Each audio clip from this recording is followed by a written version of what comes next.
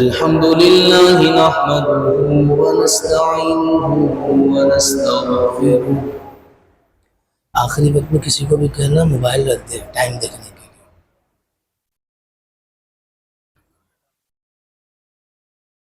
الحمد لله نحمده ونستعينه ونستغفره ونؤمن به ونتوكل عليه ونعوذ بالله من شرور أنفسنا ومن سيئات أعمالنا، من يهده الله فلا مضل له ومن يضلله فلا هادي له، ونشهد أن لا إله إلا الله وحده لا شريك له، ونشهد أن سيدنا وصمدنا وحبيبنا وطبيبنا وشفيعنا محمدا عبده ورسوله، قال الله تبارك وتعالى في القرآن المجيد والفرقان الحميد: من ذا الذي يقرض الله قرضا حسنا، صدق الله مولانا العظيم وصدق رسوله النبي الكريم الأمين، ونحن على ذلك لمن الشاهدين والشاكرين، والحمد لله رب العالمين۔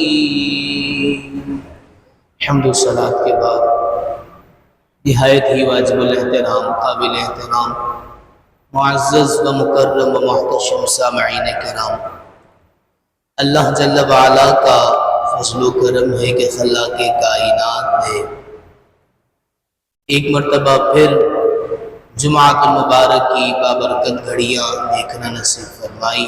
اللہ کریم آج کے دن کی برکتوں سے ہم سب کو مالا مال فرمائے۔ نبی پاک صاحب الاولاد سیاح افلاک صلی اللہ علیہ وسلم کی ذات مبارکہ پر درود پاک پڑھنے کے بے شمار فضائل و برکات احادیث مبارکہ میں موجود ہیں۔ نبی پاک صلی اللہ تعالی علیہ وسلم نے ارشاد فرمایا کہ جو شخص فقط 200 مرتبہ شب جمعہ اور بروز جمعہ مجھ پر درود پاک پڑھے گا، اللہ تبارک و تعالی اس کے 200 سال کے گناہوں کو معاف فرما دے گا۔ سبحان اللہ، کتنی بڑی بات ہے۔ آئیے محبت کے ساتھ، ادب کے ساتھ، عقیدت کے ساتھ درود پاک میں شامل ہو جاتے ہیں۔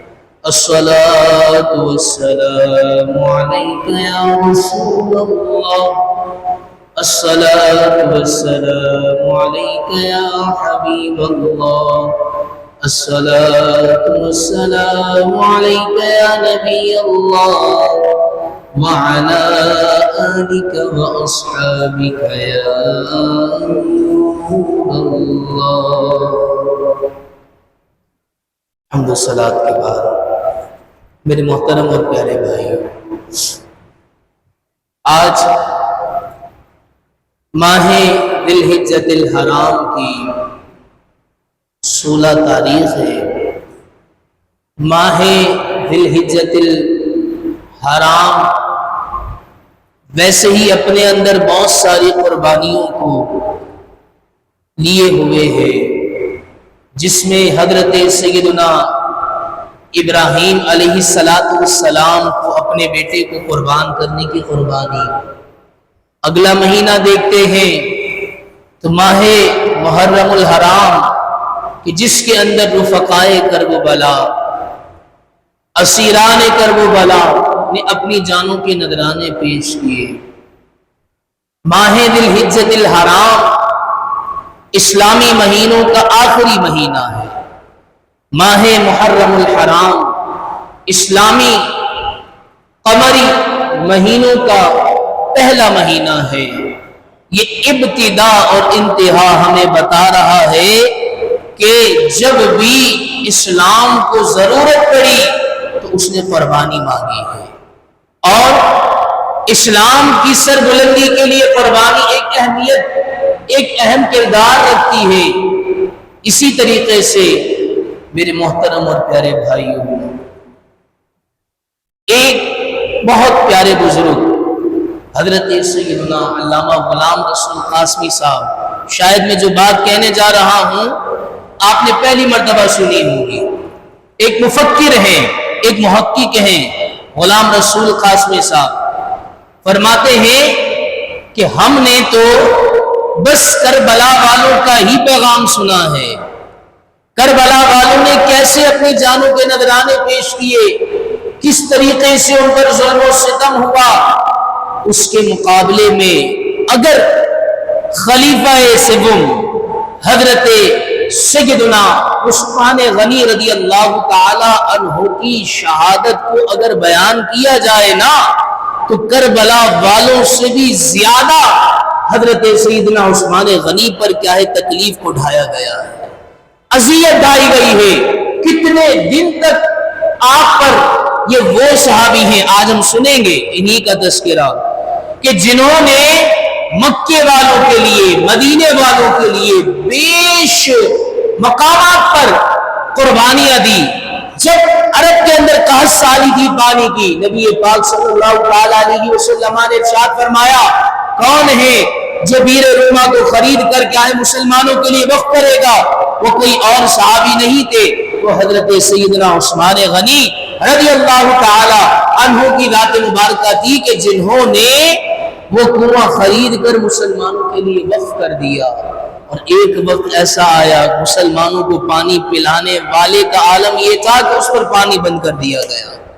40 روز تک حضرت سیدنا عثمان غنی رضی اللہ تعالی عنہ پر پانی بند کیا گیا۔ میں شہادت انشاءاللہ اللہ نے چاہا تو آئندہ جمعۃ المبارک کو، لیکن آج اللہ تبارک و تعالی نے حضرت سیدنا عثمان غنی کو کیا مقام عطا فرمایا، کیا مرتبہ عطا فرمایا قرآن و حدیث کی روشنی میں، اور حضرت سیدنا عثمان غنی رضی اللہ تعالی عنہ کو کیا کیا القابات ملے۔ جی ہاں میرے محترم اور پیارے بھائیوں، حضرت سیدنا عثمان غنی رضی اللہ تعالی عنہ کا جو نام تھا وہ عثمان تھا، آپ کی کنیت عمر تھی، آپ کے بے شمار القابات ہیں۔ جی ہاں امیر المؤمنین بھی ہیں، ذو النورین بھی ہیں، کامل الحیاء والایمان بھی ہے، جی ہاں جامع القرآن بھی ہے، اللہ اکبر کبیرہ، اور بھی بے شمار القابات۔ اب میرے محترم اور پیارے بھائیوں، میں نے آیت مبارکہ آپ کے سامنے عرض کی، من ذا الذی یقرض اللہ قرضا حسنا، یہ آیت مبارکہ بھی حضرت سیدنا عثمان بن عفان رضی اللہ تعالی عنہ کے حق میں نازل ہوئی کہ کون ہے جو اللہ تبارک و تعالی سے قرض حسنہ لے، یعنی اچھا قرض اللہ کی بارگاہ میں جمع کروائے۔ یہاں پر بھی مراد حضرت سیدنا عثمان غنی رضی اللہ تعالی عنہ کی ذات مبارکہ ہے۔ وہ کیسے؟ غزوہ تبوک کا موقع تھا، نبی پاک صلی اللہ تعالی علیہ وسلم منبر پر جلوہ گر سے نبی پاک صلی اللہ تعالی علیہ وسلم نے صحابہ کرام علیہم رضوان سے عرض کی، ارشاد فرمایا کہ اے صحابہ، آج اسلام کو تمہارے مال کی ضرورت ہے، آج اسلام کی بلندی کے لیے، اسلام کی ترویج کے لیے، اسلام کی اشاعت کے لیے تمہارے مال کی ضرورت ہے، تمہارے جان کی ضرورت ہے، آؤ اپنا مال پیش کرو، اپنی جانیں پیش کرو۔ اللہ اکبر کبیرہ، نبی پاک صلی اللہ تعالی علیہ وسلم ترغیب دلا رہے ہیں۔ حضرت سیدنا عثمان غنی رضی اللہ تعالی عنہ کھڑے ہوتے ہیں، کھڑے ہو کر کہتے ہیں یا رسول اللہ صلی اللہ علیہ وسلم، میں آپ کی بارگاہ میں 100 اونٹ بما سار و سامان کے پیش کرتا ہوں، اس کو مسلمانوں کے لیے وقف کرتا ہوں، اس کو جنگ کے مال میں استعمال کیجئے۔ نبی پاک صلی اللہ تعالی علیہ وسلم ارشاد فرماتے بارک اللہ، اللہ تبارک و تعالی برکت عطا فرمائے، اللہ تبارک و تعالی اس مال کو قبول فرمائے۔ نبی پاک صلی اللہ علیہ وسلم پھر ارشاد فرماتے ہیں ہے کوئی اسلام کی مدد کرنے والا، ہے کوئی مسلمانوں کی مدد کرنے والا؟ سبحان اللہ۔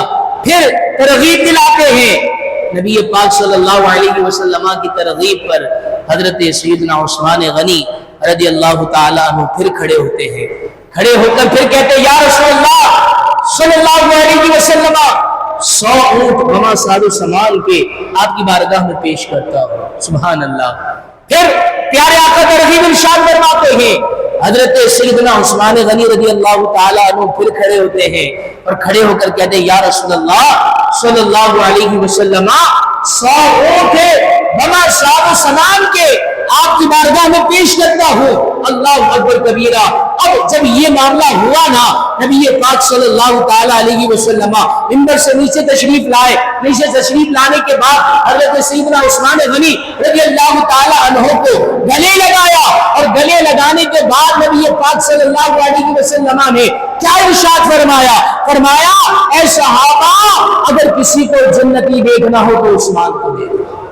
اور پھر فرمایا آج کے بعد عثمان کچھ بھی کرے، عثمان کچھ بھی کرے اس پر کوئی مواخذہ نہیں ہے، کیونکہ حضرت سیدنا عثمان غنی رضی اللہ تعالی عنہ نے نبی پاک صلی اللہ تعالی علیہ وسلم کے صحابہ کے لیے بہت سی قربانیاں دی ہیں۔ جی ہاں میرے محترم اور پیارے بھائیوں، پھر یہ آیت مبارکہ من ذا الذی یقرض اللہ قرضا حسنا، کہ کون ہے جو اللہ کو قرض حسنا دے؟ وہ کوئی اور ہستی نہیں تھی بلکہ حضرت سیدنا عثمان غنی رضی اللہ تعالی عنہ کی ذات مبارکہ تھی۔ جی ہاں میرے محترم اور پیارے بھائیوں، آج ہم اسی ہستی کا ذکر خیر کرنے بیٹھے ہیں۔ 18 ذی الحجۃ الحرام کو بڑی بے دردی کے ساتھ آپ کو شہید کر دیا جاتا ہے۔ آج 16 تاریخ ہے اور 1-2 دن کے بعد ان کا عرس مبارک بھی ہے، تو سوچا کچھ ان کے فضائل، کچھ ان کے مناقب وغیرہ آپ کے سامنے عرض کروں۔ جی ہاں، نبی پاک صلی اللہ تعالی علیہ وسلم کے اس جہباز سپاہی کا ایک لقب تھا ذو النورین، 2 نور والا، 2 نور والا۔ یہ کیوں لقب پڑا؟ اس کی وجہ کیا ہے؟ اس کے پیچھے راز کیا ہے؟ نبی پاک صلی اللہ تعالی علیہ وسلم کی 2 شہزادی، نبی پاک صلی اللہ تعالی علیہ وسلم کی 2 لقب جگر حضرت سیدنا عثمان غنی رضی اللہ تعالی عنہ کے عقد میں نکاح میں موجود تھی۔ اس وجہ سے حضرت سیدنا عثمان غنی رضی اللہ تعالی عنہ کا ایک لقب جو تھا وہ ذو النورین بھی تھا، یعنی 2 نور والے، 2 نور والے۔ اور شاعر نے کیا خوب اس کی عکاسی بیان کی ہے کہ نور کی سرکار سے پایا 2 شالہ نور کا، نور کی سرکار سے پایا 2 شالہ نور کا، ہو مبارک تم کو ذو النورین جوڑا نور کا۔ یعنی تمہارے عقد میں 2 نور آئے ہیں، وہ 2 نور کون ہیں؟ وہ نبی پاک صلی اللہ تعالی علیہ وسلم کی پیاری شہزادی وہ موجود ہیں حضرت سیدنا عثمان غنی رضی اللہ تعالی عنہ کے عقد میں۔ اس وجہ سے آپ کو ذو النورین کہا جاتا ہے۔ اور میرے محترم اور پیارے بھائیوں، سبحان اللہ، جب ایمان لے کر آئے نا، ابتدا میں اسلام نہیں لائے تھے، بعد میں اسلام لے کر آئے۔ جب اسلام لانے کے بعد آپ کے چچا حضرت سیدنا حکم بن ابی العاص، جو کہ بعد میں وہ بھی ایمان لے آئے، انہوں نے کیسی تکلیف ڈھائی۔ میرے محترم اور پیارے بھائیوں، آج ہمیں نا اسلام وہ کہتے ہیں تھالی میں پیش کر دیا گیا ہے۔ آج ہم پر آزمائش نہیں ہے۔ آج اگر آزمائش دیکھنی ہے نا تو فلسطین والوں کو دیکھو کہ کیسے وہ مقابلہ کر رہے ہیں لا الہ الا اللہ کی بلندی کے لیے، وہ کس طریقے سے اپنی جانوں کا نذرانہ دے رہے ہیں۔ گویا یہ فلسطین کا معاملہ ہمیں بتا رہا ہے کہ اس طریقے سے لا الہ الا اللہ کو بلند کیا جاتا ہے۔ پھر وہاں پر مال نہیں دیکھا جاتا، پھر وہاں پر جان نہیں دیکھی جاتی، وہاں پر دولت نہیں دیکھی جاتی، پھر وہاں پر گھر بار نہیں دیکھا جاتا، بلکہ پھر سب کچھ قربان کر دیا جاتا ہے۔ یہی تو آزمائش ہے، یہی تو تکلیف ہے۔ ہم نے پچھلے دنوں سنا نا حضرت سیدنا ابراہیم خلیل اللہ کا واقعہ، کیسی تکلیف تھی. حضرت سیدنا ابراہیم کو کتنے سالوں بعد ولادت ہوئی اور اللہ کے حکم سے کہا جاؤ اس کو عرب کے صحرا میں چھوڑ کر آ جاؤ. پھر یہ نہیں کہ باری تعالیٰ کیوں، بلکہ پھر لبیک. پھر لبیک کیا ہوتا ہے؟ یہی آزمائش ہوتی ہے. اور پھر جس پر آزمائش ہوتی ہے، جس پر تکلیف ہوتی ہے نا، پھر وہ نکھر کر بھی بڑا سامنے آتا ہے، پھر وہ جھگمگ بھی بڑا کرتا ہے. چلے دنیا داروں کی مثال سے عرض کرتا ہوں کہ جس پر زیادہ مشقت ہوتی ہے، جس پر زیادہ تکلیف ہوتی ہے، وہ چمکتا بھی زیادہ ہے. آپ اور ہم سونے کو دیکھتے ہیں، آپ اور ہم چاندی کو دیکھتے ہیں. اگر یہ زیور نہ بنایا جائے تو شاید اس کے اندر خوبصورتی بھی نہ ہو، لیکن اگر اس کو زیور بنایا جاتا ہے تو کیسے بنایا جاتا ہے؟ اس کو آگ کی بھٹی میں ڈالا جاتا ہے، کئی مرتبہ آگ سے تپایا جاتا ہے، پھر جا کر وہ زیور کی شکل میں آتا ہے. اگر زیور کے علاوہ پہنا جائے، بسکٹ کو گلے میں لٹکا لیا جائے، کوئی کہے گا پاگل ہو گئے ہو، پتہ نہیں کیا لٹکایا ہوا ہے. لیکن اگر یہی سونا چاندی اگر آگ کی بھٹی سے گزر کر آئے اور اگر زیور بن کر آئے، پھر اگر اس کو ہماری مائیں، ہماری بہنیں، ہماری گھر کی خواتین اگر اپنے گلے میں سجائے تو پھر وہ کیا ہے؟ اس کی زندگی کے اندر، اس کی شخصیت کے اندر ایک نکھار پیدا کر دیتی ہے. تو ہمیں یہ بتا رہا ہے کہ اگر بلندی چاہیے تو اپنے آپ کو آگ کی بھٹی میں ڈالنا پڑے گا، تکلیف کو صبر میں تبدیل کرنا پڑے گا. حضرت سیدنا عثمان غنی رضی اللہ تعالی عنہ کا واقعہ عرض کر رہا تھا. سبحان اللہ. جب آپ ایمان لے کر آتے ہیں، آپ کے چچا حضرت سیدنا حکم بن ابی العاص جو بعد میں ایمان لے آئے، انہوں نے آپ کو رسیوں سے باندھ دیا. رسیوں سے باندھ کر آپ کو برا بلا کہا اور کہا کہ اے بھتیجے، تو کیا کر رہا ہے؟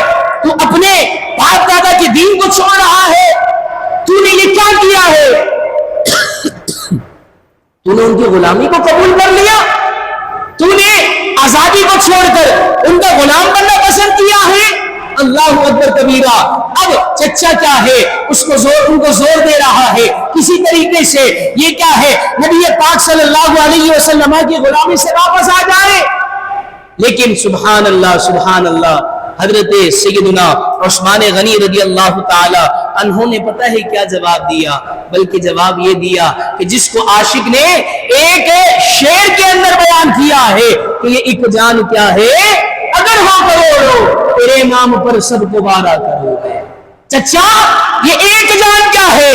تم تو ابھی صرف زبانی تکلیف دے رہے ہو، اگر جسمانی تکلیف بھی دو گے، اگر مجھے کیا ہے جان سے مار بھی ڈالو گے، لیکن جس کے دامن سے وابستہ ہوا ہو، اب یہ جان تو جا سکتی ہے لیکن اس کی غلامی نہیں جا سکتی، یہ جان چلی جائے گی. کیوں؟ کیونکہ اللہ اکبر کبیرہ. کسی شاعر نے کیا خوبصورت جملہ فرمایا ہے کہ جان ایما کی محبت تیری جانے جانا، جان ایما کی محبت تیری جانے جانا، جس کے دل میں یہ نہیں خاک مسلمان ہوگا. اگر پیارے آقا کی محبت نہیں ہے پھر لا الہ الا اللہ کا کلمہ پڑھتا رہے. یہ لا الہ الا اللہ کا پڑھنا اس کو پار نہیں لگائے گا جب تک کہ وہ محمد رسول اللہ صلی اللہ علیہ وسلم کی غلامی میں نہیں آئے گا. اور شاعر نے کہا ہے نا کہ محمد کی محبت دین حق کی شرط اول ہے. محمد کی محبت دین حق کی شرط اول ہے.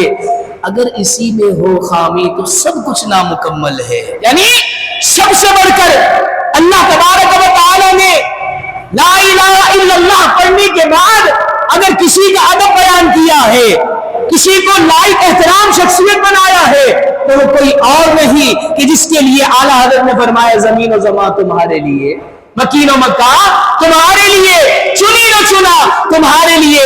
حضرت سیدنا عثمان غنی رضی اللہ تعالیٰ عنہ نے اپنے چچا کو کیا جواب دیا؟ حضرت سیدنا عثمان غنی رضی اللہ تعالیٰ عنہ نے فرمایا خدائے ذوالجلال کی قسم میں اسلام کو کبھی نہیں چھوڑ سکتا.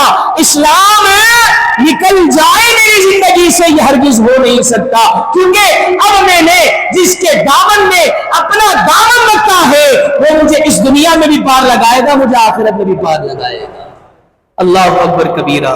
حضرت سیدنا عثمان غنی رضی اللہ تعالی عنہ نے پھر کیسا سرکار سے عشق کیا, کیسا محبت کا ایک طریقہ اپنایا. ایک مرتبہ کی بات ہے, نبی پاک صلی اللہ تعالی علیہ وسلم کی بارگاہ میں آتے ہیں اور آ کر کہتے ہیں یا رسول اللہ صلی اللہ علیہ وسلم گھر پر دعوت رکھنا چاہتا ہوں, آپ دعوت قبول فرمائیے.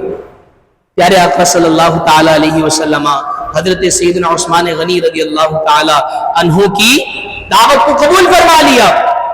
جب دعوت کو قبول فرمایا وہ دن آتا ہے کہ جب نبی پاک صلی اللہ تعالی علیہ وسلم اپنے رحمت بھرے قدم کیا ہے عثمان غنی کے دولت قدے پر رکھنا چاہتے ہیں, حضرت سیدنا عثمان غنی رضی اللہ تعالی عنہ پیارے آقا صلی اللہ علیہ وسلم کے پیچھے پیچھے چل رہے ہیں, سرکار کے قدم کو گن رہے ہیں, سرکار کے قدم کو شمار ملا رہے ہیں, کاؤنٹنگ کر رہے ہیں. نبی پاک صلی اللہ تعالی علیہ وسلم کو پتا تو تھا کہ یہ گنتی کیوں کر رہے ہیں, لیکن لوگوں کو بھی بتانا تھا کہ صحابہ کیسے مجھ سے محبت کرتے ہیں, کسی وجہ سے نہیں بلکہ جیسے ایک باپ ایک ماں اپنی اولاد سے بغیر کسی وجہ سے محبت کرتے ہیں, اسی طریقے سے صحابہ کو بھی کوئی غرض نہیں ہوتی تھی کہ سرکار سے محبت کیوں کی جائے, بلکہ سرکار سے محبت کیا ہے بے لوث محبت کرتے تھے. حضرت سیدنا عثمان غنی قدم گن رہے ہیں, حضرت سیدنا عثمان غنی قدم گن رہے ہیں. جب قدم کی گنتی کی وجہ پوچھی تو حضرت سیدنا عثمان غنی رضی اللہ تعالی عنہ نے فرمایا یا رسول اللہ صلی اللہ علیہ وسلم میری خوش قسمتی ہے کہ آپ نے میری دعوت کو قبول کیا ہے, آپ کے مبارک قدم میرے غریب خانے پر لگیں گے اور میں یہ چاہتا ہوں کہ آپ کے گھر سے لے کر میرے گھر تک جتنے آپ کے قدم اٹھے ہیں میں اس قدم کو شمار میں لاؤں اور اس قدم کے برابر میں کیا ہے صدقہ و خیرات کروں. اور صدقہ و خیرات کیا ہے کہ آپ کے ہر قدم کے بدلے میں ایک اونٹ ہے اللہ کی راہ میں قربان کروں گا, آپ کے ہر قدم کے بدلے میں ایک غلام آزاد کروں گا. سبحان اللہ, کیسی محبت تھی میرے محترم اور پیارے بھائیو. آج تو کیا ہے, آج تو میں اپنے مال کو اپنے سینے سے لگانا چاہتا ہوں, لیکن حضرت سیدنا عثمان غنی رضی اللہ تعالی عنہ ویسے ہی دیکھیں نا, ان کے نام کے ساتھ بھی کیا لفظ آ رہا ہے, غنی, سخی کا لفظ آ رہا ہے. حضرت سیدنا عثمان غنی رضی اللہ تعالی عنہ کے حوالے سے جب بھی وقت آیا نا انہوں نے بڑی خدمت کی ہے. ایک مرتبہ کی بات ہے نبی پاک صلی اللہ تین مرتبہ, کتنی مرتبہ, تین مرتبہ حضرت سیدنا عثمان غنی رضی اللہ تعالی عنہ نے دنیا ہی میں نبی پاک صلی اللہ علیہ وسلم سے جنت خرید لی. وہ تینوں مقام میں آپ کے سامنے مختصر کر کے عرض کرتا ہوں. سب سے پہلا مقام نبی پاک صلی اللہ تعالی علیہ وسلم جب مسجد نبوی کی توسیع ہو رہی تھی. اگر آپ تھوڑی سی ہسٹری کو سرچ کریں, مسجد نبوی پہلے بہت چھوٹی تھی, بہت چھوٹی تھی, اور وہ مسجد نبوی کہ جس کو آج ریاض الجنہ کہا جاتا ہے, بس اتنی سی مسجد تھی. ریاض الجنہ جنت کا ٹکڑا جس کو سرکار نے فرمایا کہ جو میرے روزے اور میرے گھر کے درمیان کا حصہ ہے وہ کیا ہے, ھذا روض من ریاض الجنہ, یہ جنت کے باغوں میں سے ایک باغ ہے, جنت کے ٹکڑوں میں سے ایک ٹکڑا ہے. اتنی سی یہ مسجد نبوی تھی. لیکن ایک فرمان یہ بھی ہے, جان کائنات صلی اللہ تعالی علیہ وسلم نے ارشاد فرمایا کہ ایک وقت وہ بھی آئے گا کہ احد مسجد نبوی میں شامل ہو جائے گا. احد کا پہاڑ کم و بیش مسجد نبوی سے 4-4.5 کلومیٹر دور ہے. ایک وقت وہ بھی آئے گا, قریب پہنچ چکا ہے, قریب تقریباً 2-3 کلومیٹر رہ گیا ہے. لیکن سرکار کا فرمان ہے, حق ہے, سچ ہے, ہوتا رہے گا. نبی پاک صلی اللہ علیہ وسلم جب مسجد نبوی کی توسیع ہو رہی تھی, نبی پاک صلی اللہ علیہ وسلم نے فرمایا ہے کوئی کہ جو یہ کچھ گھر ہیں جو مسجد نبوی کے ساتھ متصل ہیں, ان کو خرید کر اللہ کی راہ میں وقف کر دے، مسجد نبوی کے لیے وقف کر دے۔ اب وہ جو شخص تھا نا، جس کا گھر تھا، جو مالک تھا، وہ نہیں بیچنا چاہ رہا تھا، وہ یہودی تھا، لیکن زمانہ جاہلیت کے اندر حضرت سیدنا عثمان غنی اس کے دوست تھے۔ حضرت سیدنا عثمان غنی رضی اللہ تعالی عنہ کو جب پتہ چلتا ہے کہ نبی پاک صلی اللہ علیہ وسلم نے یہ ارشاد فرمایا کہ جس حدیث مبارکہ کا مفہوم ہے کہ جو یہ گھر خرید کر وقف کرے گا میں اس کے لیے جنت کا ضامن ہوں، میں دنیا میں اس کے لیے جنت کا بدلہ عطا کروں گا۔ حضرت سیدنا عثمان غنی رضی اللہ تعالیٰ عنہ اس کے پاس جاتے ہیں چپکے سے، بغیر کسی کو بتائے، اور ریکویسٹ کرتے ہیں، کیونکہ وہ دوست ہوتا ہے، وہ عثمان غنی کو گھر بیچ دیتا ہے۔ عثمان غنی رضی اللہ تعالیٰ عنہ کو جب گھر بیچتا ہے، سرکار صلی اللہ علیہ وسلم کی بارگاہ میں حضرت سیدنا عثمان غنی وہ گھر کا تحفہ لے کر آتے ہیں اور آ کر کہتے ہیں یا رسول اللہ صلی اللہ علیہ وسلم ذرا محبت کرے، اندازہ لگائیے گا۔ حضرت سیدنا عثمان غنی کہتے ہیں یا رسول اللہ صلی اللہ علیہ وسلم میں نے سنا ہے کہ آپ نے فرمایا ہے کہ جو اس گھر کو خرید کر اللہ کے گھر کے لیے وقف کرے گا میں اس کے لیے جنت کا ضامن ہوں، میں جنت عطا کروں گا۔ یا رسول اللہ کیا یہ آفر، میں آج کے زمانے کے الفاظ استعمال کر رہا ہوں، کہ یہ آفر ابھی بھی باقی ہے؟ نبی پاک صلی اللہ علیہ وسلم نے فرمایا کیوں نہیں؟ پیارے آقا صلی اللہ علیہ وسلم کے پیارے ساتھی، پیارے صحابی عثمان غنی کہتے ہیں یا رسول اللہ یہ میں نے خرید لیا ہے اور یہ میں نے مسجد نبوی کے لیے وقف کر دیا۔ ایک مرتبہ یہ جنت خریدی، دوسری مرتبہ نبی پاک صلی اللہ تعالی علیہ وسلم ایک کنواں تھا بیر روما، وہاں عرب کے اندر قحط سالی ہو گئی پانی کی۔ نبی پاک صلی اللہ علیہ وسلم نے ارشاد فرمایا ہے کوئی جو اس کو خرید کر مسلمانوں کے لیے وقف کر دے، اس کو خرید کر مسلمانوں کے لیے کر دے، میں اس کو اس کے بدلے جنت عطا کروں گا۔ حضرت سیدنا عثمان غنی رضی اللہ تعالیٰ عنہ جاتے ہیں، وہ یہودی ایک مالک ہوتا ہے اس بئر کا، بئر کہتے ہیں عربی کے اندر کنویں کو، روما اس جگہ کی مناسبت سے اس کنویں کا نام بئر روما تھا۔ حضرت سیدنا عثمان غنی رضی اللہ تعالیٰ عنہ جاتے ہیں اور جا کر وہ کنواں خریدتے ہیں۔ کنواں خریدنے کے بعد سرکار کی بارگاہ میں آتے ہیں اور آ کر کہتے ہیں یا رسول اللہ صلی اللہ علیہ وسلم یہ لیجئے غلام حاضر ہے، آپ نے فرمایا تھا جو اس کو خرید کر مسلمان کے لیے وقف کرے گا میں اسے جنت عطا کروں گا۔ یا رسول اللہ یہ کنواں لیجئے، یہ کنواں مسلمانوں کے لیے وقف کر دیا گیا ہے۔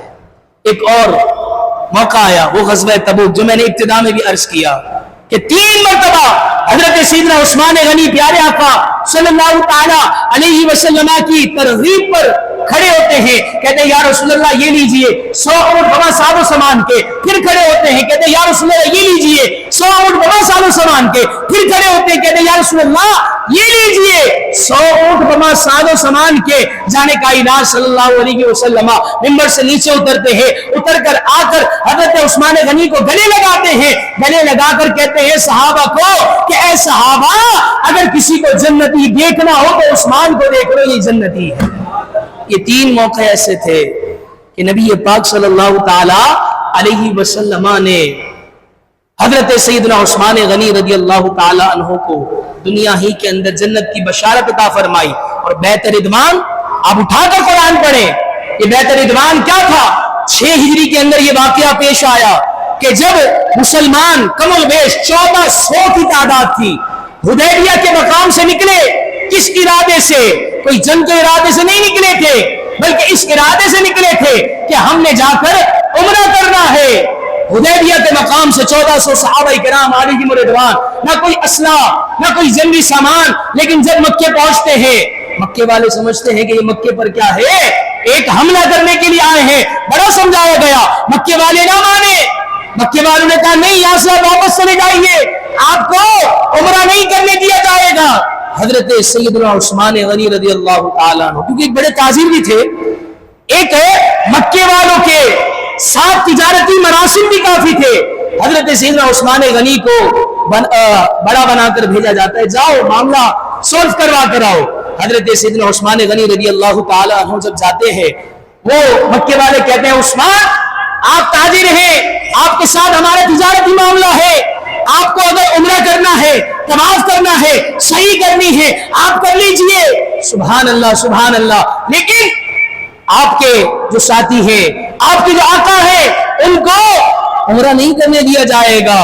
حضرت سیدنا عثمان غنی رضی اللہ تعالی عنہ نے کہا کہ یہ خادم اپنے آقا کے بغیر کیسے عمرہ کر سکتا ہے، یہ خادم، یہ غلام اپنے بادشاہ کے بغیر کیسے عمرہ کر سکتا ہے؟